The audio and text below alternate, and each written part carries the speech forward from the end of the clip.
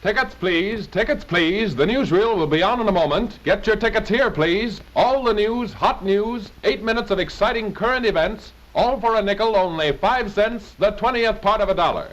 At the slightest rumor of news around Western High School in Detroit, this modern and efficient newsreel crew immediately hops into high gear with lights, camera, lens, extra film, and everything else it takes to cover a red-hot news assignment. One bag or a dozen, the assistant cameraman always manages to get them all into the trunk. No, they never leave the assistant cameraman behind, for he does most of the work on this crew too, just like Hollywood. The driver's quick on the trigger, and the camera crew is quick on the getaway. Hurry, gang, there's a story at the old swimming hole, and here it is. The swimming team wins a big meet, so they pose in action for the next edition, out next week. Get this one, gang, a nifty dive that ought to look great in a close-up. Too much light, says the cameraman. Hey, you with the light, back up a little. Back, a little further.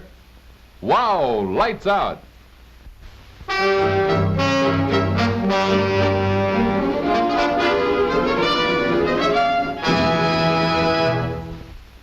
Out in the dry dust of the great American desert, where the thermometer breaks tropic records, a valiant, hardy team plods on its last long haul.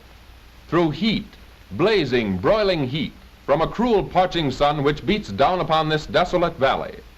Across this sun-scorched waste, 276 feet below the level of the sea, for the last time the famous 20 Mule team hauls a heavy wagon train and its water wagon trailer.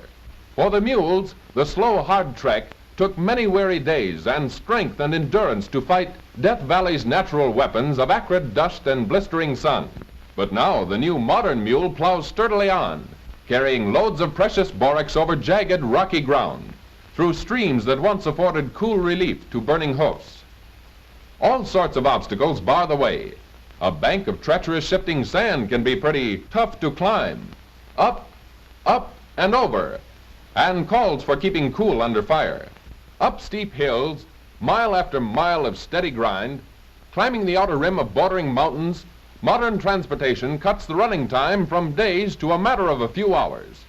Quick, fast, strong, and able, the modern mule takes everything in stride. And though the desert remains the same, modern methods have come to the rescue of an industry that was long the slave to slow and costly transportation. And now today, valuable powder pours swiftly into Pacific Borax Company.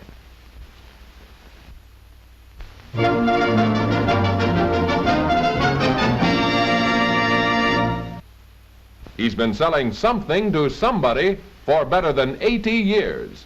Only 140,000 miles on the old bus, and he's giving it away. Ah, but he's keeping it in the family. And giving it away doesn't mean he's going to retire either, even at 96. No, sir. Great-great-grandpa Charles Thurston still puts in a full day's work every day, 6 days a week. Here's the reason for that gift to his grandson, a new 1939 model for himself. And being a salesman from way back, he can't help taking time out to sell a few features before getting along with his real estate business. Gramps has been driving the same make of automobile for more than 2 decades, had 7 of them altogether, but he never fails to get a thrill out of all the comfort features he finds on a new model.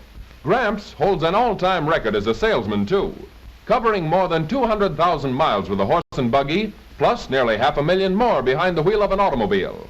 Whenever the local newspaper business falls into a temporary depression, Gramps is quite willing to share his years of experience. Just keep on seeing prospects, son. Don't let the word no stop you, and always ask for the order. Come on, cheer up, and let's go get 'em.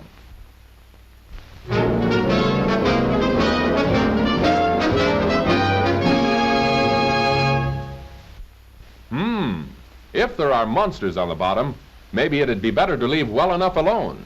On the other hand, nothing ventured, nothing gained. The din of many hammers echoes through the Louisiana swamp. Everything points to the biggest catch in years. While the men condition the boats, the women folk industriously tend their knitting. Down where Louisiana is neither land nor sea, the bayou dweller's home becomes the base of annual operations which keep Mom, Pop, and the kids busy as the dickens. From left to right, the Normandy, the Queen Mary, and the hard-working Daisy Belle. Full speed ahead. Pressed into service, a 1929 valve and head engine, after nearly 200,000 miles on land, starts adding knots at sea. Many weeks may pass before this fleet comes in again. At the fishing grounds, the weighted nets are tossed overboard to scrape along the muddy bottom. Hey, Ma, those men are here again. Get a load of this and watch your step there, fella. Of course it's work, but the result is quite a pile of fish and stuff. Overboard with the fish course and the crab meat. But look at the makings for a swell shrimp salad. Wow, this fellow's daddy must have been a lobster. The shrimp business is much bigger than it sounds. Each fishing boat brings 200 bushels of shrimp to the ice boat every day. 70 million pounds of shrimp a year provide an income of $3 million for these 2,000 shrimpers, paid off in notes to be redeemed after their return home.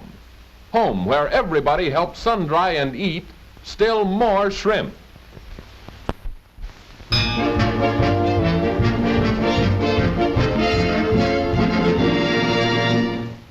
Today's the day, opening day of the great San Francisco Fair on 400 acres of man-made island. Hundreds of workmen hurry last-minute preparations. Benches, and will they be popular? Chairs at the open-air theater, hundreds, thousands of them. Something new in shrubbery. Just pick 'em up and lay 'em down. Hedges while you wait. Swing wide the gates, the blare of a band, flapping flags, dazzling uniforms. 1939's $50 million pageant of the Pacific is on. Gangway, there's Minnie, Jimmy, and Uncle Albert. Everybody wants to be first on the #1 day. The great Tower of the Sun rises 400 feet into the sky. The tip symbolizing San Francisco's rise from the ashes of the Great Fire of 1906. The tower itself holds a 44-bell carillon.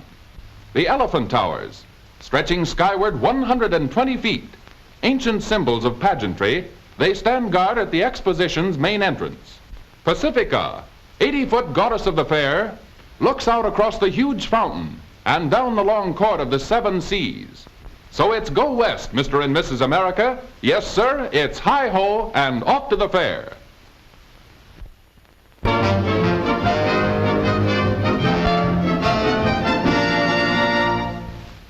All right, Ditto, take your foot off the lock and open the door like a gentleman. That's the stuff. And now, just a light touch with your paw, another door pops open. And what, no gloves? Nope, you're in for a ball game. Ditto and his pal warm up before the game. And are they raring to go? But there's no game today, the officer says. Not until after school. What do we study today, Ditto? Feedin', fightin', and chasin' sticks? Hey, everybody, look who's here. Now, today we're going to learn how to cross the street carefully and safely. I'm in favor of that, says Ditto. I want to live to be a gay old dog. This is the way to play safe, says Sergeant Newman of the Hamtramck, Michigan Police Department. Don't act like a silly goose and run across the street without looking to the right or left. Obey the schoolboy patrol. Wait till the light turns green. And now, ladies and gentlemen, Ditto will demonstrate when to cross the street after looking up and down. You get your choice of red, yellow, or green lights. But no, says Ditto, never on the red light or the yellow. Always wait for the green. Every dog has his day, his school day, and Ditto has one every day. Marvelous, terrific. Aw, shucks, fellows, 'twarn't nothing. I do it every day.